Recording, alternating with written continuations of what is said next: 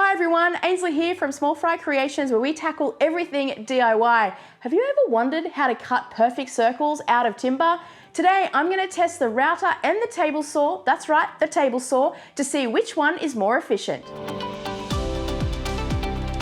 I need to cut 9 circles for a creative project that I've got coming up, so I thought this was the perfect opportunity to see which way is more efficient, the router or the table saw to cut the circles. If you're a woodworker like me, I can guarantee you have a bunch of scraps lying around the workshop, and this is a perfect project for them. We're going to need to make some panels so that we can cut our circles, so I need to trim up the scrap wood, and if you want to see what the circles are going to be used for, be sure to stick around to the end of the video. But in the meantime, let's make some sawdust and trim some scrap wood.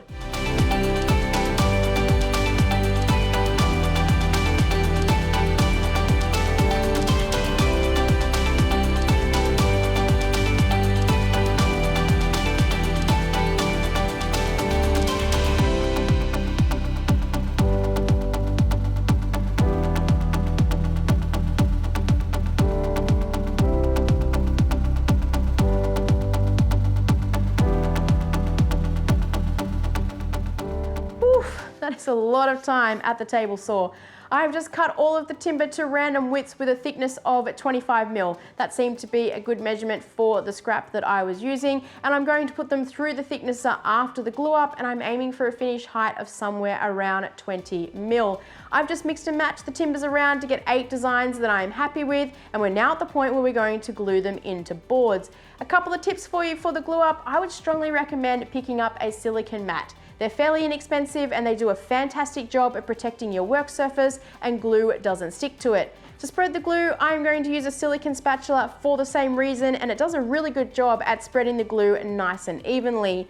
I also keep a damp rag close by because I find it far easier to clean up the glue squeeze out as it's happening, as opposed to waiting for it to dry and then trying to scrape it away at the end. You don't really want dry glue going through your thicknesser, and if you're going to sand the boards, I don't know anyone that wants to add time to their sanding. Now for glue, I'm going to use Type Bond 3. This is my go-to glue. It is waterproof and it also does a really good job with all Aussie hardwoods.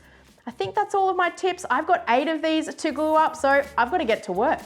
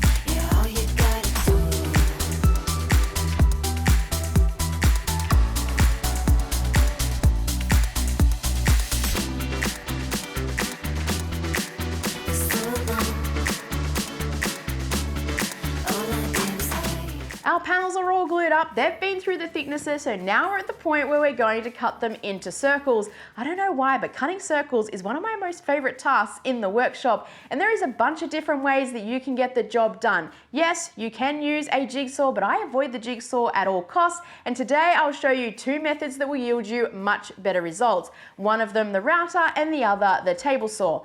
I know, the table saw sounds intimidating. It definitely did to me too, but I promise you it's not, and we'll walk through it in a minute. The first way we're going to cover is with the router. Ideally, you want the router to be in a plunge base. It'll just make life a little bit easier. And if you're new to woodworking or routering, I will link a video above showing you some great ways of getting up and running with the router in the workshop. One of them, cutting circles with this circle cutting jig made from some scrap wood. In terms of router bits, we're going to be using a straight router bit, and our first task is to mark the center of our boards, and then we can start cutting circles.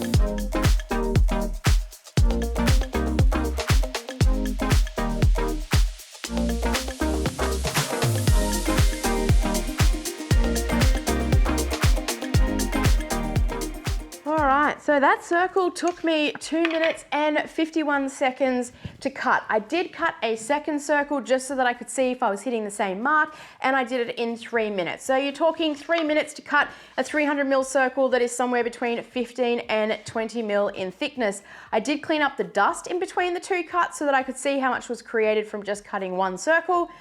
And boy, it's a lot. You definitely want to be wearing your PPE, and if you can be doing it outside, even better. But the router does yield really great consistent results, and it does give you quite a nice finished edge. So I'm going to clean this all up, and then we're going to head over to the table saw, and I'll show you how you can cut a circle on the table saw.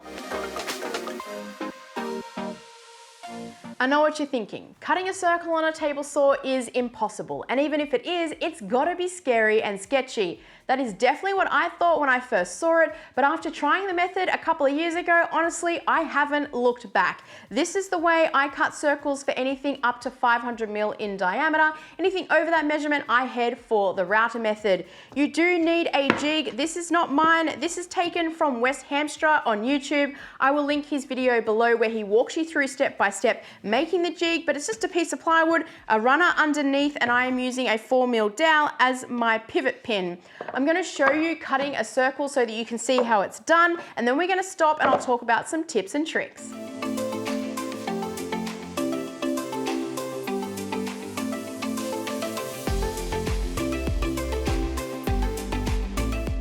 I've just finished cutting my first circle on the table saw. I didn't time it because I just wanted to reacquaint myself with the process and get comfortable, the same as I did with the router. But man, the finish coming off the table saw is so good. The router gives you a smooth finish, but in my opinion, the table saw is smoother and superior. Now, some tips and tricks for you. As always, you want to be as far away from the blade as you can. For me, I stand as far right as possible so that if the timber is going to fly back at any point, hopefully it flies off to the left and not over the blade towards me. That's never happened, but I always want to be prepared in the hope that it never happens. For blade height, I want it just above the material to start with, and I want to make sure that I've got a really firm hold on both the material and the jig, both front and back. And then I'm just going to ease it through the blade. To be honest, the hardest thing is making the first couple of cuts because that's when the timber is at its largest. Once you have the 4 corners lopped off, it does become much easier. If I have got too much timber build up around the blade, I will stop the table saw, wait for it to finish, remove the waste away, and then continue. Once I've got it in mostly its circle shape, I will raise the blade all the way up and feed the circle so that it is just touching the blade and move it around in that circle motion, which is what gives it its really nice, smooth, consistent finish.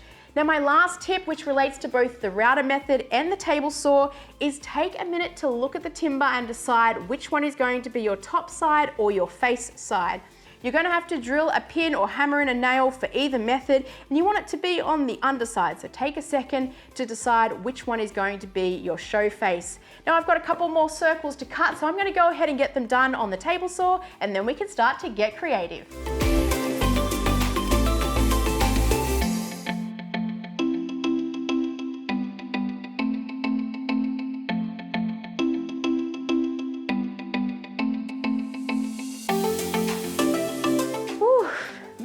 Cutting circles on the table saw, so much fun. So I am doing 9 plaques in total. I cut 2 with the router, so that leaves me with 7 that I cut on the table saw. And it takes me about 2 minutes per circle, just over. So 3 minutes with the router, about 2 with the table saw.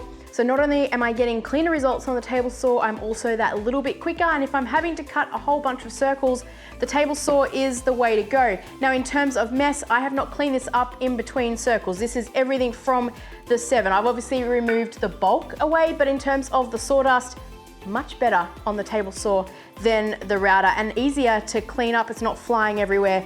I am going to pop roundovers on the top and the bottom of all of the circles, and then we can start getting creative.